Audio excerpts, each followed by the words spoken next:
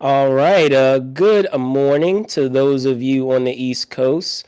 Good morning also to those of you on the West Coast. I'm your host, Brandon Troy, host and co creator of Movers and Shakers Unlimited, and I'm joined by. Jerome Bourgeois, co-creator, co-founder, Movers and Shakers Unlimited. Yeah, man, how's it going? Busy week. A lot of things happening this week, right? Big Indeed, movie a lot drop. of busy things. A lot of busy things. Yeah, right. So thank you guys so much for joining us this morning for, as I said, this week in review, the show in which we go over the news bits that have made the rounds in the industry, whether it's film, TV, theater, entertainment business, what have you. We try to run the gamut every single week, to catch you guys up because we know that you guys are busy. So we try to recap you on some of the things that are going on now. Typically, we know we get into a lot of different things and various discussions. Today, however, or I should say this week, is going to be relatively short.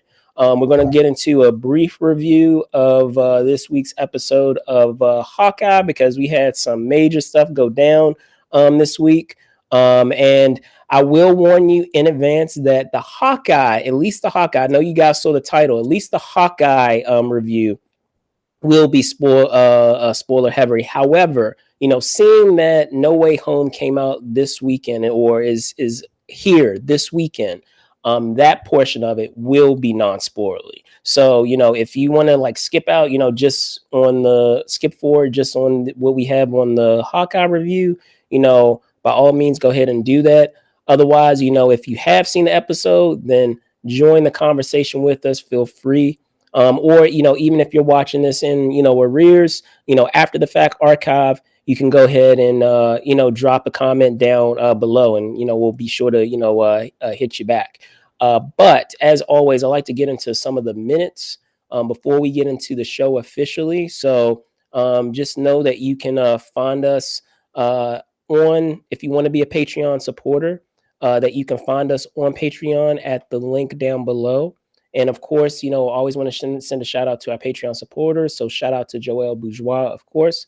Shout out, Shout shout out, out. sis. Yeah, just Knew it talked to was her last coming. night. Yeah, Knew it was she's a coming. big Yeah, time right, right. fan. Shout out, sis. All right. So with that being said, Jerome, JB, let's get into it with Hawkeye episode 5. As I said, guys, this at least this portion of the show will be spoiler heavy. So I'll put it up here just as just to make sure it's clear that this part will be indeed spoiler heavy. I can talk today. Go watch the Um episode. Don't hate.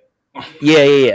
But with that being said, this episode was awesome. It gave us uh further further insight into what Yelena had been up to, post Black Widow. If we've seen Black Widow, we know that she did survive, that film and went on to try to free other Black Widows that were sleeper agents or what have you. And that episode opens with us under the impression that that's what she's up to, but you come to find out that this sleeper agent was actually, she's just a merc, and she just so happens to have this place. Like she wasn't under any type of influence that we saw in the film.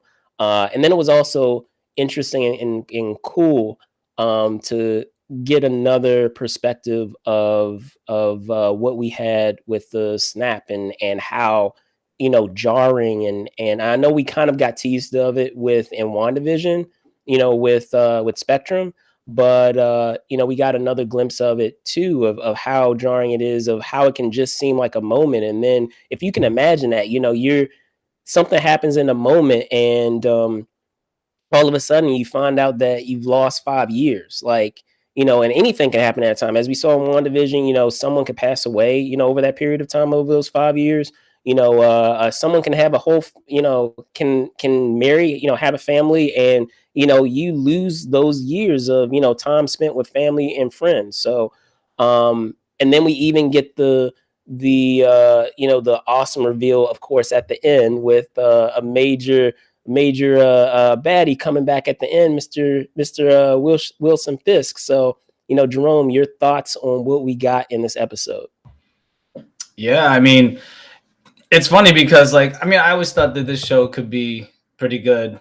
and interesting, and but I never had like huge expectations, and then once I saw the Sure. trailers, I was like, oh, okay, this is interesting. I was like, oh yeah, that's true. They can approach the whole idea of the repercussions of what Ronan did, because I mean the dude killed tons of people, so it's like, who cares if everything's supposedly honky dory and all good.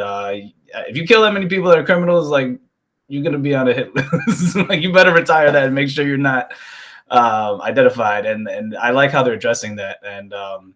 And it's interesting because obviously we had the lead up to this with the end of Black Widow, and you're like, okay, yeah, so Yelena, she's gonna target Hawkeye, and that was a nice reveal in the episode before. But yeah, I like how the whole blip thing, like that's what's always interesting, just seeing like who got affected, who actually was blipped, and who wasn't, and then what happened, and then Right. how it's so quick, and I like how they're giving that perspective, because obviously we saw, Black Widow was a prequel to everything. I mean, it was right after Civil War, so now it's nice to see what actually happened with some of these characters that we're being introduced to. But I will also say, like, when it comes to like it's so funny, the idea of like the big guy, like how Jerry Renner was saying that, it's like before the big guy was the Hulk, and you're like, okay, but I'm like, no, we're dealing with criminals, and I'm like, with all these reports of what Kevin Feige saying, yeah, we like Vincent D'Onofrio, want to keep him as Kingpin, oh, we like Charlie Cox, want to keep him as Daredevil, and everything, or like I'm glad that in this story, I guess, yeah, I mean, he is a big guy. I mean, okay, he's powerful. He's a big dude physically, could, whoop your butt. But at the same time, he's like a master tactician, gangster that, is pulling the strings behind pretty much every criminal element for the most part at MCU, or at least in New York. But it'll be interesting how they're going to set that up. Now it's got me excited for the Echo series, because, I remember we were talking about that, and I was like, oh, why are they doing this? So I'm like, yes, it's a good transition. I see what they're doing. And even though, like I said, even though Vincent D'Onofrio didn't actually have a scene in this episode, it's going to be nice how they're leading up to it. And I like just even the flashback scenes of, now that they're connecting more, obviously, with, because they were unraveling it slowly with, you're like, who's this other guy that her father was, when her father was talking to her when she was younger, and then this other guy's like pinching her cheek or whatever. And it's like, they put those little Easter eggs in, and it's like, yeah, I mean, it just shows like Kingpin's influence. It makes me wonder, it's like, was Kingpin the main criminal that Ronan was trying to kill right after Infinity War, in that 5-year period between Infinity War and Endgame? Or was Kingpin was he snapped? I mean, we don't know. Like, I mean, we're going to find out. Maybe we'll find out. But it would be kind of interesting to see. It's like, during that time period, was Kingpin like really like, if he was alive, was he like the ultimate like crime lord that I don't know, maybe Hawkeye was building up to try and take out, and maybe he just didn't. It was unfinished business. But also, one thing I would say also, I really hope, like, I mean, we'll see. I don't know how many cameos you could put in these shows, even though I think it would be awesome, though, is are we going to see Daredevil come into this series somehow? Or maybe in the Echo series, if Kingpin's pulling the strings, is Daredevil going to go in there? So it's like, I love how, like, all right, even if they're not going to give these guys even though, I mean, the Daredevil series on Netflix was amazing. I mean, that was obviously the best one, in my opinion. They don't need to jump back directly into that. They can still slowly transition into that. But I will say, it's like, because it's Disney Plus, I mean, it's, it's PG-13. I mean, they try to push the limit a little bit. How are they going to really address that if they're going to incorporate these characters and make them more, serious and hardcore? I mean, these are like dark street level characters in the criminal underworld. I'm wondering if maybe they, are they going to is Disney going to utilize Hulu or something? Maybe have the more serious, shows there. Because I mean, like I said, let's be real. Like Daredevil, Kingpin, the Punisher, even Blade. I mean, I don't know, Blade. I still have hopes for that, but it's like, these are dark characters. It's like, these are not PG-13. And I was going to say, the subject matter that you're dealing with, being a gangster, vampires, all of these, assassins and mercenaries, like, these aren't like squeaky clean type of Exactly. occupations. These are very down and dirty occupations. So yeah, no, I get you. I mean, even with Ronan, I mean, like I said, they just touched on Ronan in Endgame, and he's supposed to be, he was killing people, but they limited what they could show. But if you really want to get into what he was doing, I mean, that's R Put two and rated. two together. I mean, he basically was the Ninja Punisher. That's what he was doing. It's like, damn. I mean, you could even say Black Widow probably should have been rated R, but whatever. I mean, it worked. Because I mean, come on, if you're an assassin, you're killing people. I mean, come on. But what was I gonna say? Yeah, that's what I'm interested to see, like how they're gonna do that. I mean, because like I said, they're gonna continue with Deadpool, do Deadpool 3. Obviously, that's gonna be rated R, I'm sure. And then they have to find a way to incorporate him. So it's gonna be interesting to see that because it's good to finally, like I said, if they do it properly, and I'm sure they will find a way. All those New York characters, they need to be integrating, with other New York characters. You know what I'm saying? Like we didn't remember we had a limited view in the Netflix shows because of whatever licensing, but like I'm sure the She-Hulk, I think She-Hulk, that's going to be in New York too. I'm assuming it probably, yeah. So I mean, if you can have She-Hulk, More than likely, I want to see Daredevil up in there, and then Kingpin's pulling the strings, and then Hawkeye still like like how's he dealing with this, and then you're gonna have Echo. I mean, there's so, and then eventually, like I said, they got to bring Luke Cage back. I mean, he's there. I mean, there's so many, and it's and another thing also, like if you think about it, like okay, remember, like I don't know what if there's gonna be any continuity with like the Daredevil storyline, with the whole, what was that, the criminal, the Haunt, was it the Haunt? What was the name of it? The criminal group that they fought? the Tracksuit Mafia. No, in Daredevil, remember who was the main? Oh, the Hand. The Hand. Yeah, what did I say? The Haunt. Yeah, the Hand. Yeah, like if you have the Hand, but then you also have there's also the 10 Rings, So it's like, what about all these warring factions and they're competing? Like Shang-Chi and should you be have this getting huge involved. power vacuum. Now, Yeah. I mean, I think that part would be the most interesting. Is who was in control over those 5 years, and then how the blip basically kind of changed the dynamic of that power vacuum. You have all these like gangsters and criminals that disappear, and then all of a sudden they're back. So Yeah, like exactly. what do you do now? You thought that you were in power. It's kind of like what we saw in what was it in the Falcon and Winter Soldier, where we had that terrorist group. We had the Flag Smashers, and they were having that whole idea, what their whole mission A world without war. was, or their world view was, how the world was better when There's no borders, people yeah. had been snapped, because like everyone was working together, and then maybe some jobs that were not no longer occupied, they were able to take other jobs. Well, what happens when those people come back? Do you keep that job, or do you get let go? Yeah, I know. Like we didn't even get into something like that. I mean, that would be something, and I have no proof of this, but it would be something interesting to tackle in you're just talking about She-Hulk. That would be something interesting to tackle in terms of law, the repercussions of the snap and the blip, and certain legal matters that people have with those events. Like I'm sure they're going to get into that, but that would be really interesting, even outside of like the superhero aspect, just on the legal aspect of the technicalities of do you have ownership of this, really, or do you not have ownership of it? If you were gone for 5 years and now you all of a sudden are back, so were you dead, were you really not dead? Like what if someone had a life insurance Yeah, that would be hilarious. Like do they have to pay it back because now you really weren't dead, because you came back? Like it raises like so many various questions. I hope they really dig into that and really like get into that, because I think that would be really interesting.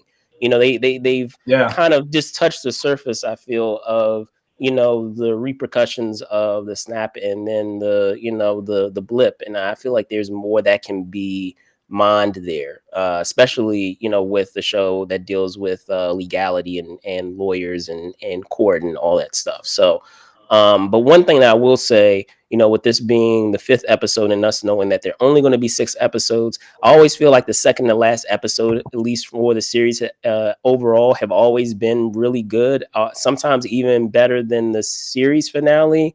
in a lot of cases. Sometimes the finales have been pretty good and have lived up to, you know, what the second to last episode is set up. But I would say overall, normally this penultimate ultimate episode, like the second to last episode for a lot of these series, have been like outstanding. So hopefully, you know, we have a episode that can live up to, you know, what this episode was.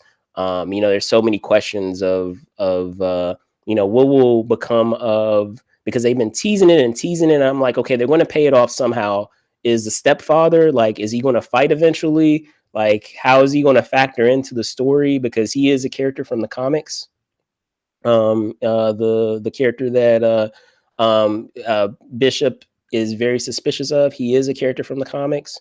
So like, I don't know how they're going to factor him in, because based on how his role plays out in the comics is slightly different than what they're doing with him now, in terms of his connection to Hawkeye. And then additionally, like, how will Yelena, you know, factor into all this? I feel like she's very much a wild card in terms of, you know, which side she will fall, and then how they will effectively set up a backdoor entry into the Echo series. Because I'll second you, man. Like when I was watching this, when I found out that they were doing a spin-off Echo series, you know, while I think it's awesome that, you know, you're going to have a character who's deaf and have a superhero that's deaf, but at the same time I was like, okay, like there must be something that has happened in this series that has, you know, given, you know, Disney the feeling like this character can definitely, you know, carry a series or on their own, and there's enough to mine here in terms of story that we can, you know, do an entire a series for. And initially, you know, I was like, okay, I'll wait to see the series to see, you know, if that was the case. And man, like the intro that Echo has is really cool. Like I as soon as I saw like her intro in episode 2, I was like, okay, I get it. Like I didn't even have to see. I just had to see just her intro and how they executed that, and her, like her presence. And I was like, oh, okay, I get it. Like I get why they're doing a series here. And like she's been great like in this series. So like I'm really excited to see what they do with that. And there's opportunity to pepper other characters in there too. You know, like we were just saying, like in terms of uh how she functions in the comics, you know, and what they're doing with Hawkeye. Daredevil plays more of that role of the person who is kind of framed for, you know, being involved with her father's death. So, you know, they've switched it, you know, just for the sake of this show, which is fine. You know, Marvel, you know, the MCU, they don't follow everything to a T, you know, so they could still implement, you know, Daredevil in there because he has ties to Kingpin. You know, they can still implement some other what is it?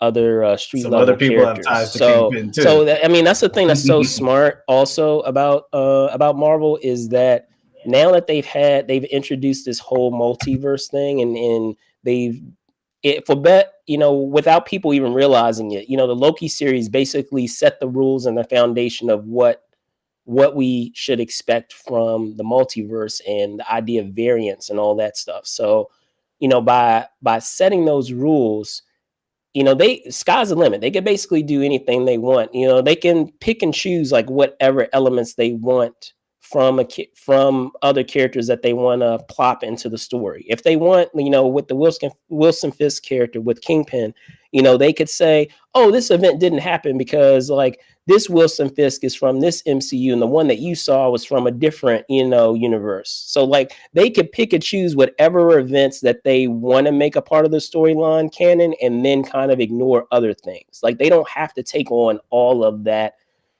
baggage, so to speak, of that plot baggage of other characters if they don't want to. They could just say, yeah, this, you know, this character, just like in the universe that you saw on the TV show, in that Netflix universe, this character also becomes Daredevil. But as we know, you know, with variants, sometimes, you know, instead of going left, this character goes right. So maybe, you know, some of the events that we come to expect or that we know about that character just didn't happen. Maybe 70% of it happened, and then the other 30% is a part of a other variance, feature or But I patch. will say that I mean I think they could do that, but it's like they did.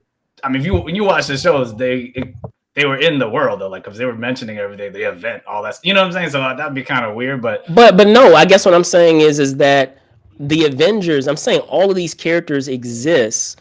I'm just saying that like remember they don't in exist. They don't exist in some worlds. Well, I'm not good.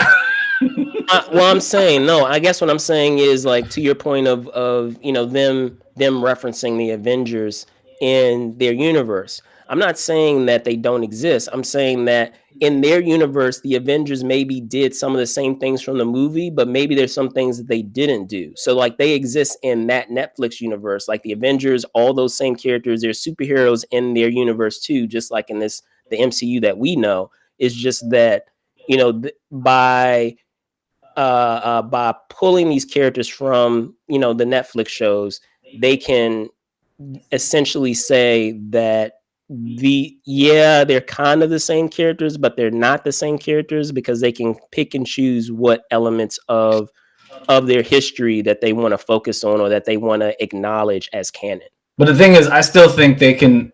I have no problem. I think they should still just keep what happened in those shows because if they never really showed anything that happened later, like that connected with everything, so all that stuff could have just happened in the past before they, you know what I'm saying? Like everything in that show was pretty Yeah. much after 2012, like the event. But I think it could just be like 2014, like all in the past, and like while that to me, I don't mind them just saying like, hey, all that stuff that happened in New York, it happened. But there were bigger things going on in the world. So the Avengers, they don't care about like New York. They're like, yo, we got to fight Ultron. And it's like, that was a local issue that the Defenders, were fighting or whatever. And it's like I said, I don't see the reason to take that out. Because even with the Punisher, it's like, come on, the Punisher was doing all this stuff. I mean, I don't know. I mean, they could do stuff. They could do stuff where they're. I'm not saying that they I just will. feel I'm like just Disney knows saying it they've gives already them developed it. Yeah. because of the plot, the track work that they've established. It gives them the luxury to do that. Not to say that they will, but it gives them the luxury to do that. Yeah, I know, but I just feel like it'll be more. It'd probably be a little more confusing as opposed to like. I'm not gonna mention, but there's other ways. There's other ways people have done that, and they were consistent with what happened. Right. It's like we get it, Yeah. and people accept it I because it's got like you. consistent. You know what I'm saying? I just feel I like got you. it will lead to our next discussion, but I will Exactly. just say that when you aren't consistent with certain things, you end up being like Fox when they were doing the X-Men movies, and you're like, wait a second, though, the White Queen. She was in the past, and then what? That's her sister. Yeah, How old with was she in X-Men with Origins Wolverine, and then Emma X-Men First Frost. Class? Emma Yeah. Frost, and he's just like, what? And Right. then wait a second, but Professor X, he met he met Magneto when he was 15, And 16, I but know then they've they met gotten each into other. it It's too like, with like, bro, but I know they've also gotten into that's it the with, problem. and I'll close it with this before we get to our next story. But it's also been interesting as they've skipped decades that the characters, they've shown how like the characters have aged and how you have like the 90s versus like the 2000s, and like they're like, wow, they've aged like 30 years between like the 90s films up until the X-Men films that we know where they're older. So but I mean, But that was the problem with that series. Even though like I it enjoyed, is what it there's is. a few of those X-Men movies. Yeah. They didn't really. They were just like, oh, whatever. Let's just do this. Blah blah blah. We'll make it work. Marvel has been pretty good with being consistent. I mean, the only errors really Marvel's had was like small. It's funny, like with Spider-Man Homecoming, they messed up with the title card, but that was, they said, hey, we made a mistake. 8 years, because I was like, yo, 8 years, what the hell? But that's also kind of hilarious. I'm like, you didn't have anybody to just be like, yo, it's supposed to say 4 years.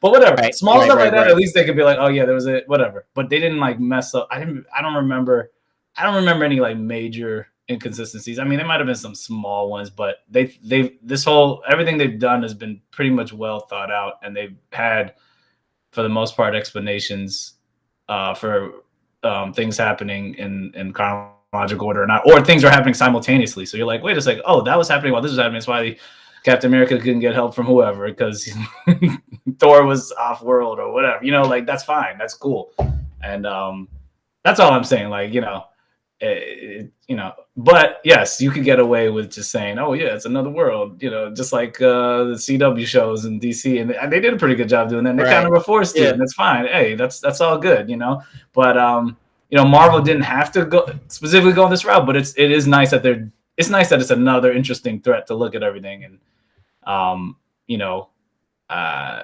you know, like I said, it gives you a lot of leeway to do anything, but.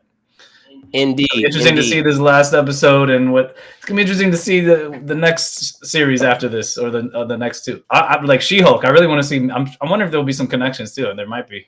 There might be. It New could York be. We'll City. see. New York We City. will see. But all right, switching gears to our next story. You know, as you saw in the title, which you probably saw for the notification, is that we will be talking No Way Home. However, unlike what we just did with Hawkeye, we're gonna try to make this. We're gonna make this spoiler free, guys.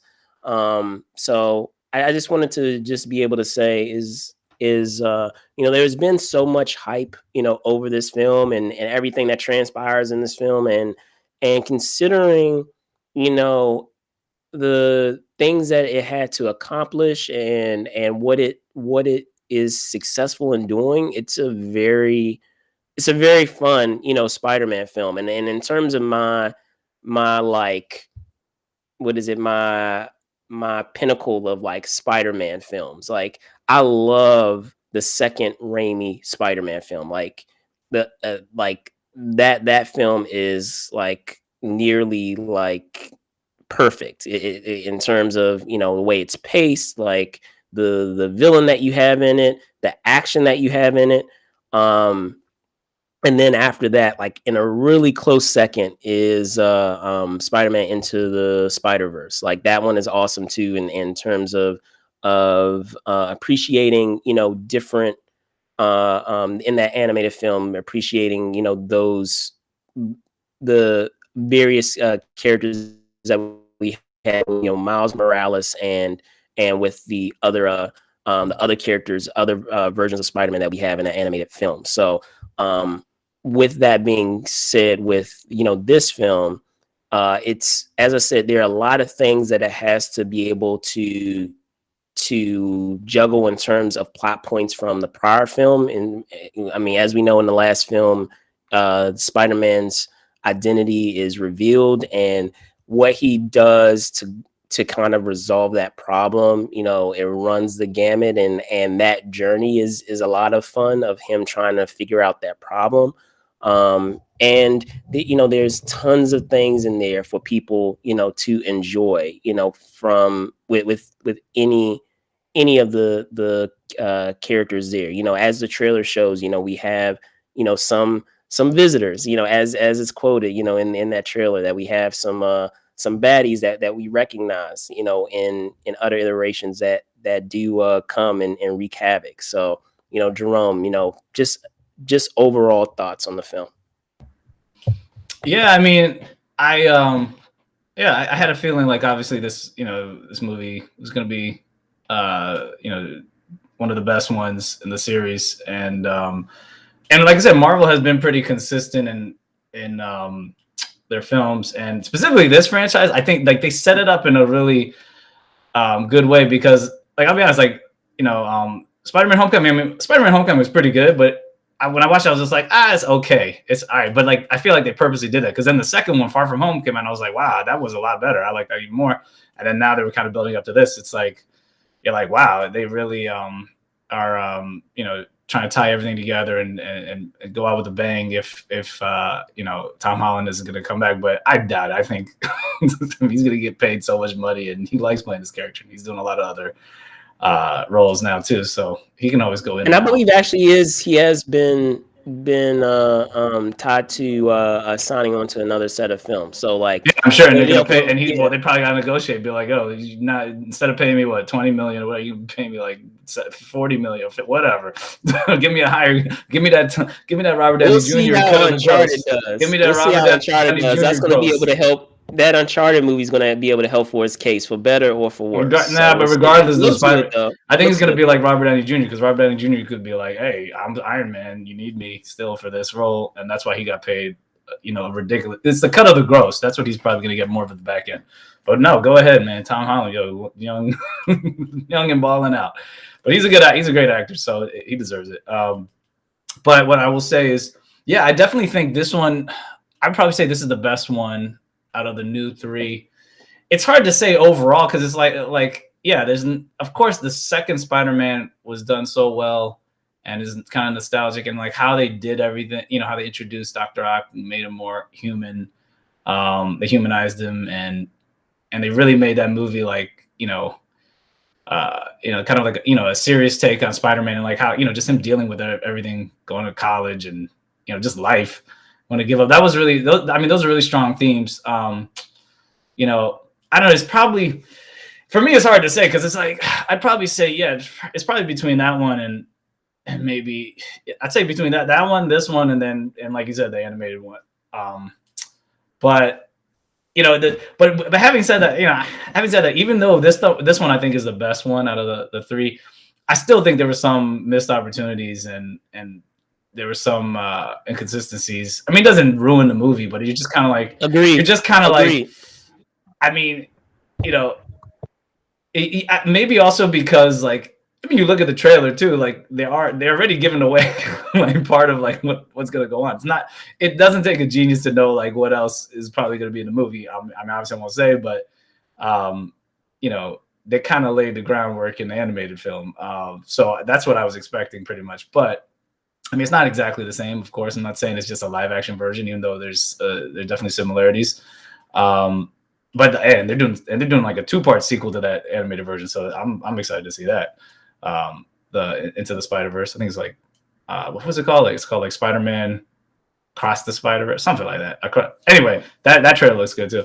But I just feel like so like I felt like this movie, it was definitely a good take on what Spider-Man, a different situation Spider-Man has been could be put in, because like they never had this before in the series, and I was like, wow, they're going, they're really trying to put him in some crazy situations and how he deals with it, and like I said, that's what I admire about it, because it's like the problem with the older Spider-Man films, and the reason why the second one I thought is probably the best one, or one for that series, is because they added enough to the second one to make it different, and they only slightly played out the main conflict that Spider-Man always has, but that became a problem with Spider-Man in general. I was like, yo, how many times can MJ be in trouble? I need to save my girl. Like, that got so played out. And I think that's what hurt the Spider-Man films after that. Cause it's like, you got to think of a different conflict. It can't just be Spider-Man trying to save his girlfriend or his wife or what, like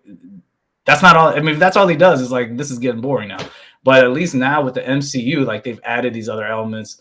Of course he's got to protect his girl, but it's not just that. It's also like, hey, now his identity is revealed. So how does he deal with that? Oh, he knows Doctor Strange, so he's trying to get Doctor Strange's help, but then Doctor Strange, I mean, this is all stuff that's in the trailer. I'm not going to win, but there's a dynamic there. He has a relationship with the Avengers, so like, there's different elements of Spider-Man that you see in the MCU movies, and different types of conflict that unravel, that make it a little more interesting and complex, and layers it.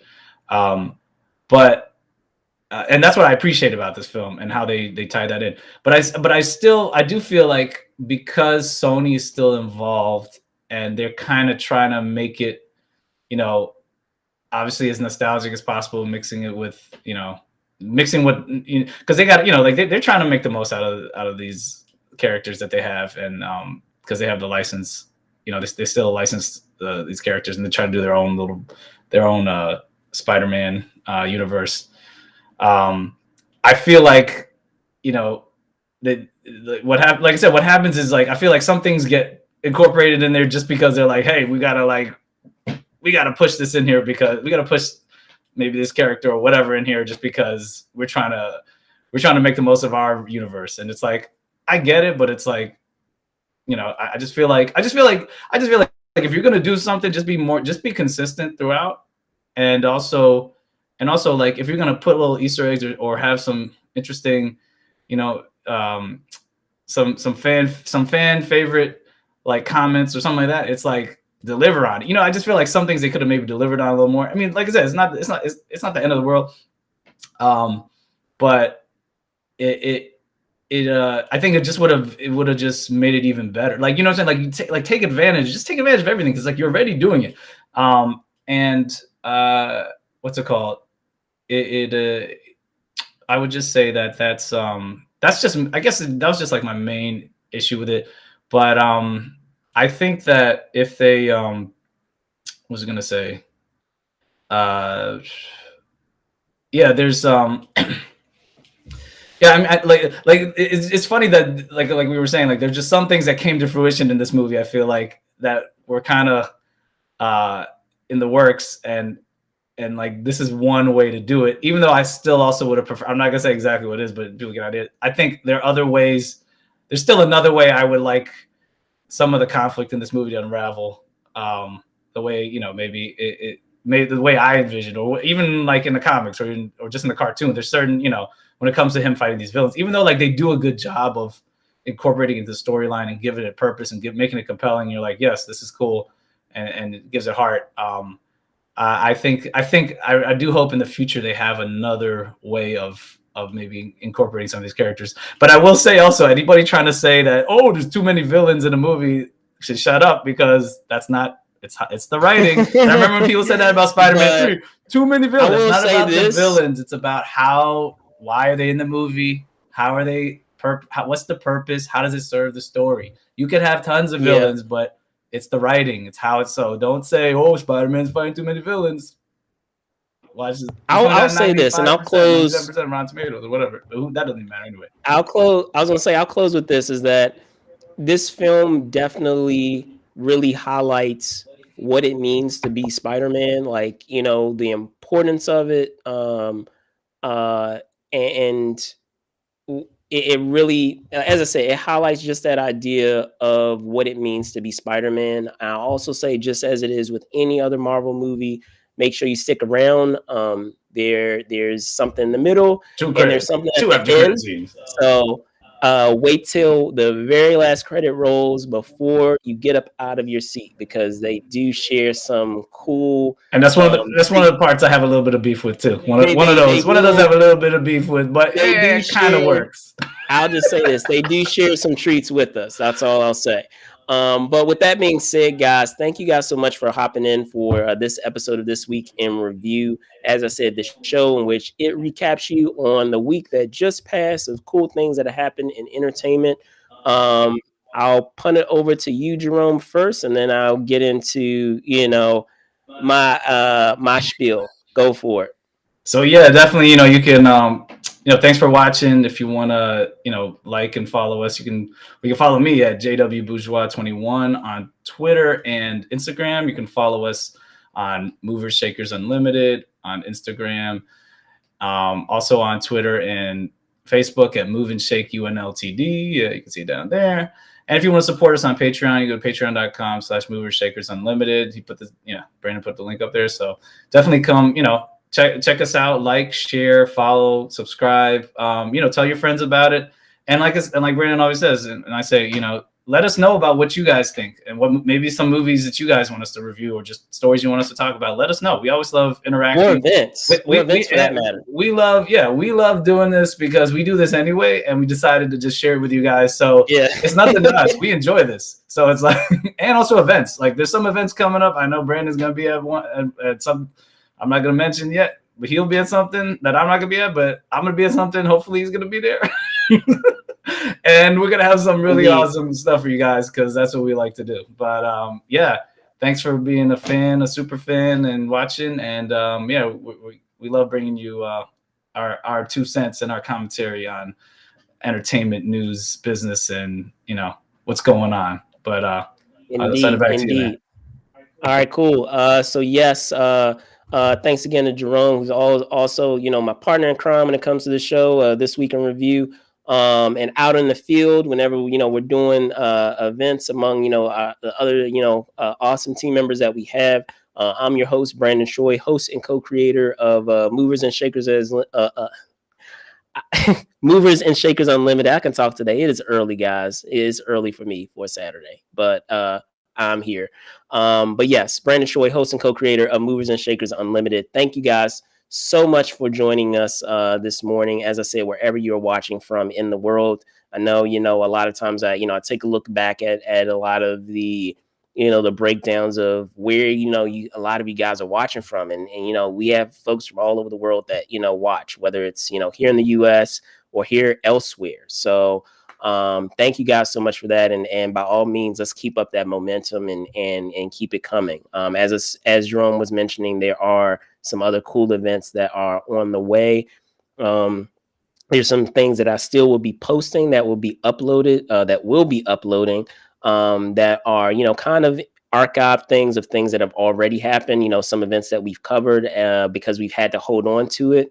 In many cases, especially with some of the panels that have happened recently, we've had to hold on to it, in order to make it exclusive for those respective shows to be able to have it available for their attendees. So be on the lookout for that.